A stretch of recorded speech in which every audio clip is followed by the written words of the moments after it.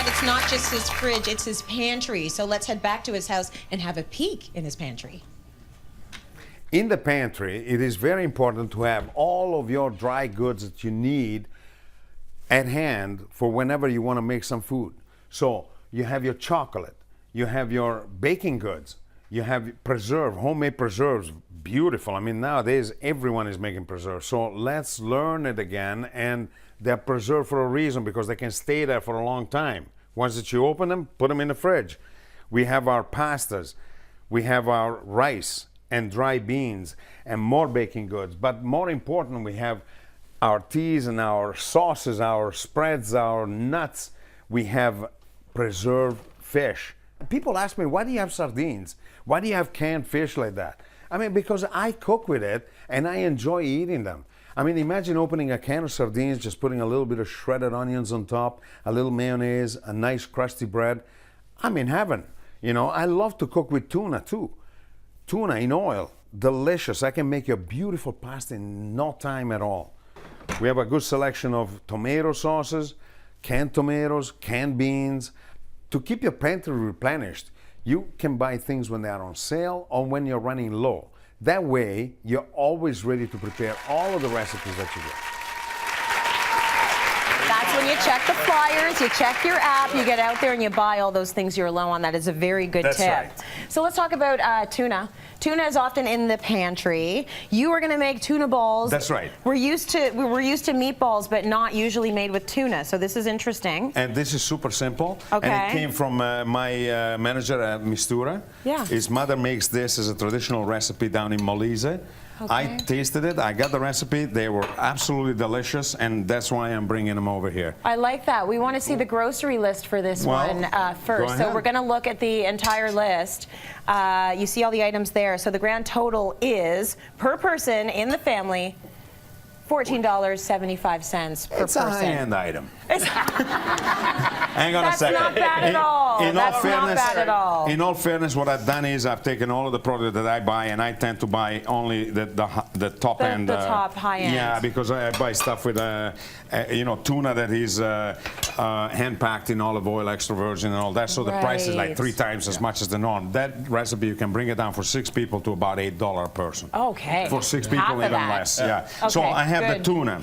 I drained it, I strained it, and I shredded it. I flaked it very well. I added Parmigiano Reggiano and 1 egg. You can mix that. Okay. Maybe just a pinch of breadcrumb, just like that, but not much. Sauce. Sauce, very simple. I strain the San Marzano tomato through the food mill, or you can buy the same tomato sauce that Jason was using before. Yeah. Onions, cook them down very well. Add garlic, add anchovies for a little bit of that umami flavor, and I love that, and I encourage everybody to go back and think on the old days, not the old days, but 20, 30 years ago. Yeah. The good old days. Okay. And you added all the flavors, right? I like to put a little bit of fresh marjoram, would be great even inside this, but dry oregano, just give it a little boost, right? Now, I don't throw away the oil, especially when you're spending a lot of money in the tuna with olive oil. I would use the olive oil to fry the tuna balls, okay? But look how simple. No, mix them until it becomes all together. Just go nuts. Go nuts. Yeah. Just go nuts. Get your anger out, Get your anger out, buddy. The next thing is tomato paste. Okay. There is tomato paste with vegetables in it, or just strained tomato paste. Very important to have in your pantry, because with a tube of tomato paste like this and a liter of water, you can make tomato sauce, and it tastes absolutely delicious. Okay. You know, there's no problem with that. We used to do that all the time before, and now for some reason we decided to use fresh tomatoes in the winter when they taste like plastic, and they're not good. Okay. Yeah, but how do you feel about it? Exactly. Strain the tomato sauce, add it in.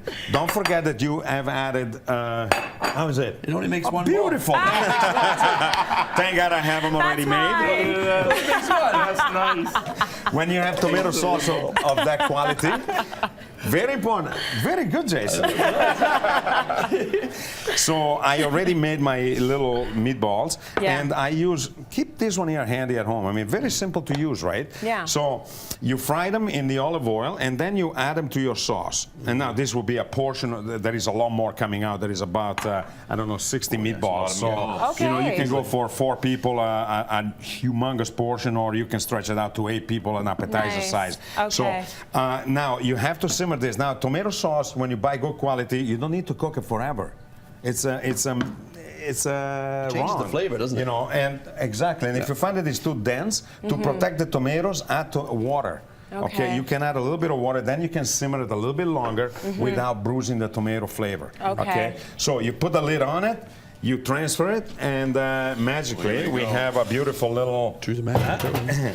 So you know that only takes about 15 minutes. Okay, All right. you need to cook it because the tuna will become softer and the whole meatball will become really gentle to the palate, which is amazing. All right. Now, angel hair is the traditional pasta. I wouldn't serve a meatball with penne or rigatoni. You always go for a long noodle, so you go with the noodle you like, but I like a very, very thin noodle. That's what I have right here. Okay, just this is hot, nice and beautiful. Let's do it. No, there's no need. Just let's add the tomato. Let's add the meatballs here. Can you give it a toss? Big difference in flavor, Massimo, when it comes to a tuna meatball versus, you know, the other meat you would traditionally It use. tastes definitely a lot less beefy. It's a little lighter, too. It's a lighter. It's a lighter. Very, very light. Yeah. And this is actually delicious if you were to use it as an hors d'oeuvre when people come over to the Yeah. house. You know, yeah, there you go. There you Yeah, go. you've done it. That's You've done it nice. before. What That's blows me good. away is how perfectly round they are. It I know, almost right? looks. Okay. It almost looks like he's insane. It almost looks Look like at it that. came out They're of perfectly a round. box or something, but it's No, absolutely they aren't. perfect. I know. Look at this. They A just meat- absorb up. Yeah, a meatball is quite interesting because even if you make the meatballs, right, you can cut them in tubes, and once you fry them, they go round right away. they just go You know when you round? make hamburgers at home and you Yeah. over whip them, Yeah. and they always tend to puff up in the middle? Yes. Well, that's the same thing. They want to go round. Everything just wants to become a ball. Yeah. Yeah. So you I can get it. place it in there and throw the meatballs around it, and Yes, then chef. we are done. There you go. Very nice. Super, Tuna super meatballs. simple.